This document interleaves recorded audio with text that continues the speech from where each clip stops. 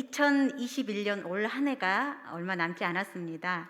이 대림절 기간에 우리의 신앙을 다시 한번 돌아보고 오실 주님을 위해서 우리의 몸과 마음을 경건하게 준비하시는 시간이 되시면 좋겠습니다. 저희 학교에서 수업 시간에 한 학생이 이런 얘기를 했습니다. 우리 인생이 커피 한 잔과 같다. 여러분 동의가 되십니까? 이 말 속에는 많은 의미가 들어 있습니다. 그래서 저도 그 커피 만드는 과정을 곰곰이 생각해 봤어요. 여러분 핸드드립으로 커피를 내려서 먹을 때 가장 중요한 게 뭔지 아세요? 이제 물 온도도 중요한데 뜸 들이는 과정이에요. 그래서 이 커피를 내리기 전에 45초 정도의 뜸 들이는 과정을 거쳐야 온도 조직이 벌려지고 향미와 특성과 맛이 제대로 우러난다고 합니다. 근데 뜸 들이지 않고 그냥 내리면은 쓰기만 해서 맛이 없어요. 여유를 가지고 천천히 뜸 들이면서 기다리는 시간이 커피의 맛을 좌우한다고 합니다.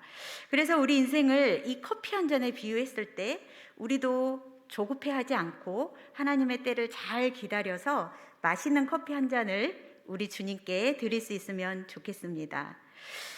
오늘은 제가 기다림에 대한 말씀을 나누려고 합니다. 우리 인생은 다 기다림입니다. 마스크 벗어도 될까요?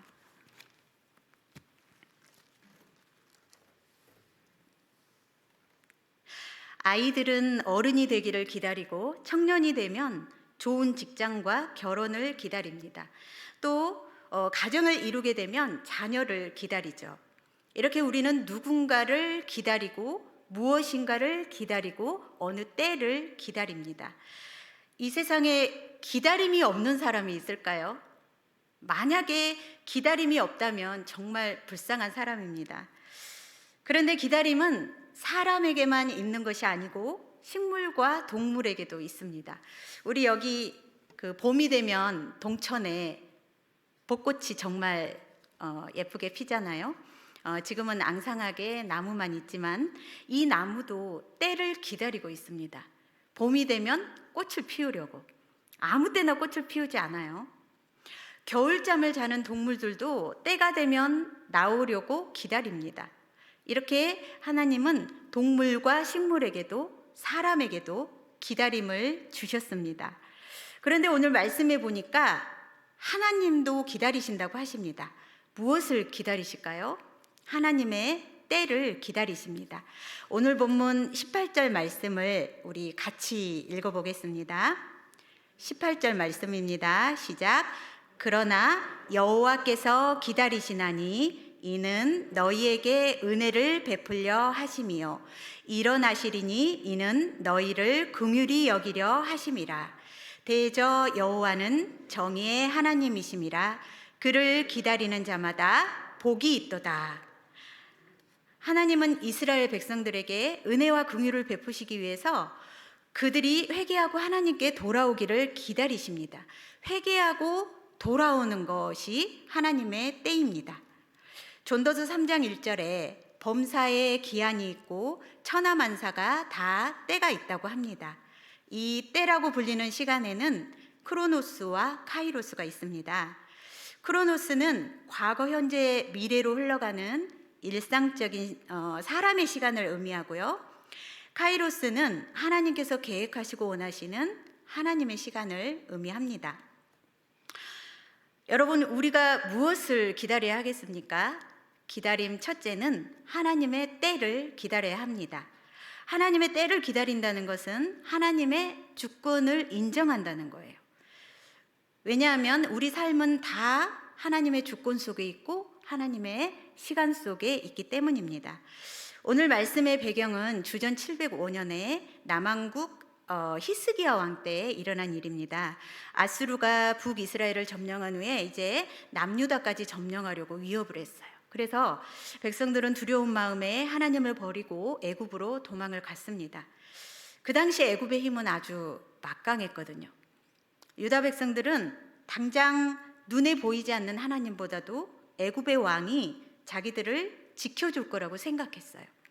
하지만 하나님은 계속해서 선지자들을 통해서 말씀하셨습니다.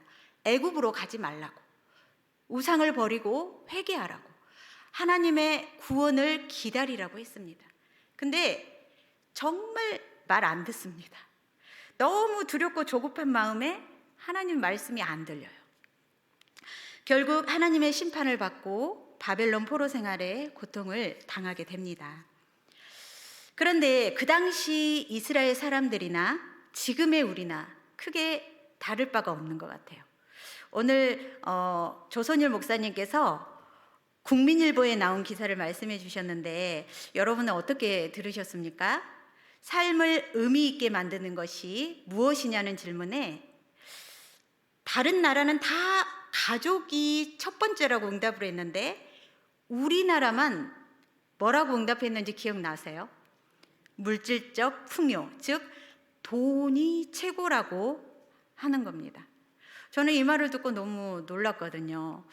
가족보다도 건강보다도 돈이 최고라는 거예요.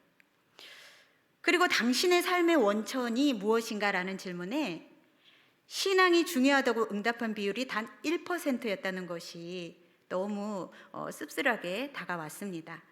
우리나라 개신교인들이 17%나 되는데도 신앙보다는 물질적 풍요를 선호합니다. 하나님의 거룩한 백성들이 열심히 교회는 다니는데 막상 설문지를 받아보면 돈을 선택합니다. 이것이 바로 우리의 현실입니다. 하나님 앞에서 우리의 민낯이 그대로 드러났습니다.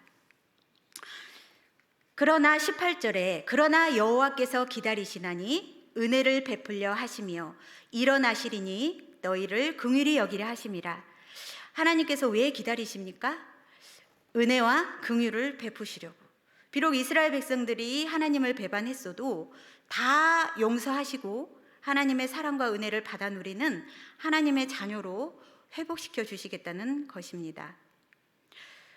여러분, 우리는 날마다 죄를 짓잖아요. 죄밖에 없는 우리에게 정말 필요한 게 뭘까요? 돈일까요? 하나님의 은혜와 긍휼인 줄로 믿습니다. 은혜란 아무 받을 만한 자격이 없는 자에게 베푸시는 하나님의 값없이 거저 주시는 사랑입니다. 저같이 부족하고 죄 많은 사람이 어떻게 이 자리에 설 수 있겠습니까? 하나님의 은혜와 긍휼 때문입니다. 하나님은 우리에게 너무나 은혜를 베풀고 싶어 하세요. 그래서 때를 기다리십니다. 그런데 성경에 보면 기다리지 못해서 실패한 사람이 있어요. 사무엘상 13장에서 사울은 블레셋과의 전쟁에서 위급한 상황이 되었어요. 그런데 사무엘을 기다리다가 이제 조금만 더 기다리면 사무엘이 올 텐데 그 조금을 기다리지 못하고 조급한 마음에 제사장만 드려야 하는 번제를 자신이 직접 드려버립니다. 그로 인해서 결국 하나님은 사울을 버리셨고 사울에게서 하나님의 영이 떠나는 결과를 가져오게 되었습니다. 여러분, 우리는 왜 이렇게 하나님의 때를 잘 기다리지 못할까요? 왜 힘들어할까요? 그것은 조급함 때문입니다. 조급하다는 것은 믿음이 없다는 것이고 곧 불신앙은 죄입니다. 유대 문학가인 프란츠 카프카는 인간에게 큰 죄가 두 가지가 있는데 조급함과 게으름이고 다른 죄도 모두 여기에서 나온다고 했습니다. 물론 사람이 살다 보면 조급해질 때가 있습니다. 그런데 특히 우리나라 사람들의 특성 중에는 빨리빨리 문화가 있어요. 뭐든 빨라야 좋아합니다. 인터넷, 스마트폰 얼마나 빠릅니까? 지금은 AI뿐만 아니라 메타버스 가상현실 시대를 살아가는 때입니다. 돈만 있으면 필요한 것들이 다 쏟아져 나와요. 그러다 보니까 사람들은 행여나 뒤처질까 봐 조급해합니다. 이런 사람들에게 인내하고 기다리자고 하면은 정말 힘들어합니다. 성경에 보면 정말 어려운 상황에서도 조급해하지 않고 하나님의 때를 잘 기다린 사람들이 있습니다. 그 중에서 요셉이 있는데요. 요셉에게 하나님께서 꿈을 주셨습니다. 요셉은 그 꿈이 이루어지기를 기다렸어요. 그러나 그 꿈이 무산되는 위기를 여러 번 경험을 했습니다. 형들의 미움을 사가지고 애굽의 종으로 팔려가게 될 때는 정말 꿈이 안 이루어질 것 같았어요. 또 술 맡은 간원장이 요셉의 은혜를 잊어버림으로 인해서 감옥에서 2년을 더 살게 됩니다. 하나님은 하나님의 그 때가 될 때까지 기다리게 하십니다. 요셉은 이 기다림을 통해서 영적으로 더 성숙해지고 하나님의 섭리를 깊이 깨닫게 되었습니다. 결국 그는 30세에 바로의 꿈을 해석함으로 애굽의 총리가 되었습니다. 여러분, 우리가 하나님의 때를 기다리고 있는 동안에 하나님은 일하십니다. 하나님은 기다림을 통해서 인내를 깨닫게 하시고 우리를 영적으로 더욱 성숙시켜 주십니다. 기다림 두 번째는 기도하면서 하나님의 응답을 기다려야 합니다. 오늘 본문 19절 말씀 우리 같이 읽겠습니다. 19절입니다. 시온에 거주하며 예루살렘에 거주하는 백성아, 너는 다시 통곡하지 아니할 것이라. 그가 내 부르짖는 소리로 말미암아 내게 은혜를 베푸시되 그가 들으실 때에 내게 응답하시리라. 아멘. 하나님은 자신을 겸손히 낮추고 온전히 하나님만을 의지하고 하나님의 도움을 구할 때 반드시 응답하십니다. 이스라엘 백성들이 포로 생활 가운데서 고통과 눈물을 흘리고 있지만 하나님을 기다리는 자에게는 빼앗겼던 것을 회복시켜 주시고 잃어버린 것을 다시 찾게 해주시고 다시는 눈물을 흘리지 않게 해주신다고 약속하십니다. 시편 51편 17절에 다윗은 이렇게 고백합니다. 하나님께서 구하시는 제사는 상한 심령이라. 하나님이여 상하고 통회하는 마음을 주께서 멸시하지 아니하시리이다. 다윗은 큰 잘못을 범한 적이 있었습니다. 충실한 신하였던 우리아의 아내와 간음하고 나서 그 사실을 숨기려고 우리아를 죽게 했습니다. 다윗은 나중에 나단 선지자를 통해서 자신의 잘못을 깨닫고 하나님 앞에 엎드려 회개했습니다. 결국 하나님은 그를 용서하시고 회복시켜 주셨습니다. 다윗의 인생을 보면 그의 삶은 다 기다림의 삶이었습니다. 다윗은 10대 때 사무엘에게 기름 부음을 받았지만 바로 왕이 되지는 않았어요. 사울에게 10년을 쫓겨다니다가 30세에 유다의 왕이 되었고 7년을 더 기다린 끝에 이스라엘 전체의 왕이 되었습니다. 시편 40편 1절에 내가 여호와를 기다리고 기다렸더니 귀를 기울이사 나의 부르짖음을 들으셨도다. 다윗은 절망적인 상황 가운데서 부르짖어 기도했습니다. 우리가 하나님의 때를 기다린다고 하지만 사실 우리 마음은 그 기다림이 빨리 끝났으면 하잖아요.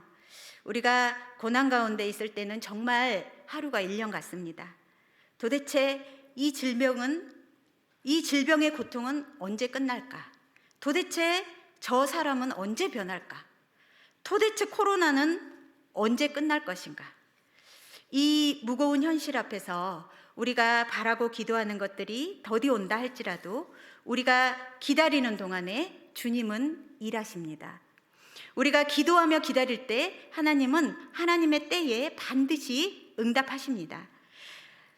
이번 다니엘 기도회 때 그 차기령 대표가 했던 말이 있습니다. 혹시 기억하실지 모르겠는데 아까 목사님께서도 말씀하셨는데 기도하고 기대하고 기다리라.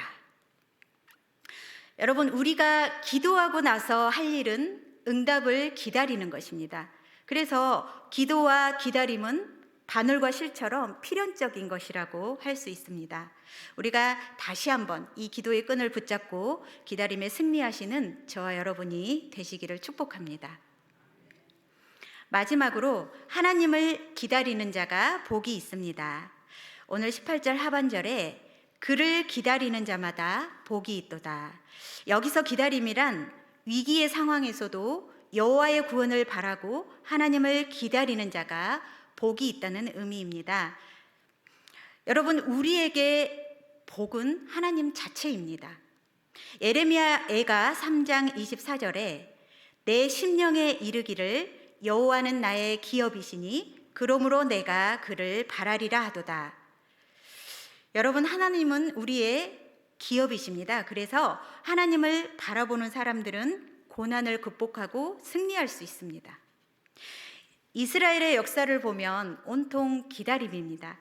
잘 기다려서 복을 받은 우리 믿음의 선조들이 있습니다. 아브라함은 하나님의 약속을 받고 25년을 기다려서 믿음의 거장이 되었습니다. 그리고 진짜 기다림의 대가가 있는데 노아입니다. 노아는 자녀가 없는 500년의 세월을 살았고 세상 사람들의 손가락질을 받아가면서 묵묵히 방주를 만들었던 100년 정도의 기다림의 시간이 있었습니다. 뿐만 아니라 아무것도 보이지 않는 방주 안에서의 1년, 그리고 물이 마르기까지 조급해하지 않고 7일에 한 번씩 비둘기를 내놓으면서 방주 안에서도 잘 인내하며 기다렸습니다.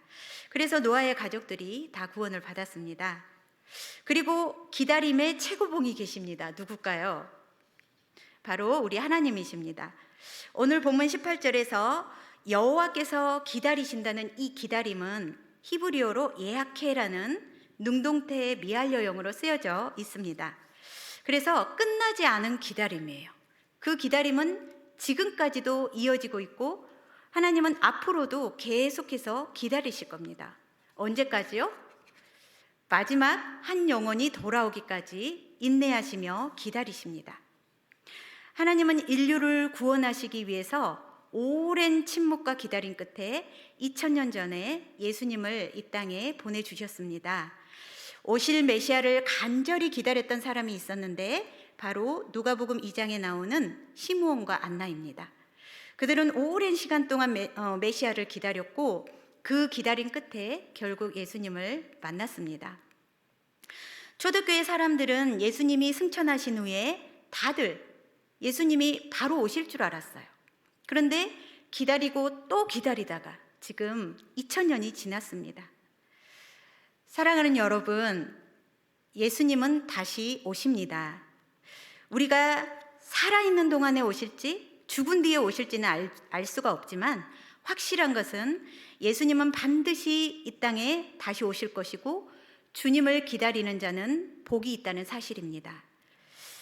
마지막으로 말씀 한 구절을 읽고 마치겠습니다. 화면에 띄워주시면 히브리서 10장 36절 말씀입니다. 우리 같이 읽겠습니다. 시작. 너희에게 인내가 필요함은 너희가 하나님의 뜻을 행한 후에 약속하신 것을 받기 위함이라. 아멘. 여러분, 기다림에는 인내가 필요합니다. 우리가 인내하며 소망 가운데 기다릴 때 그 기다림의 끝에서 우리는 영광의 주님을 만나게 될 것이고 새 예루살렘인 천국에서 새 하늘과 새 땅의 주인공이 될 것입니다. 고난 가운데에서도 하나님의 때를 잘 기다리고 기도하면서 기다림의 삶을 잘 살아가시는 저와 여러분이 되시기를 축복합니다. 네, 찬양하고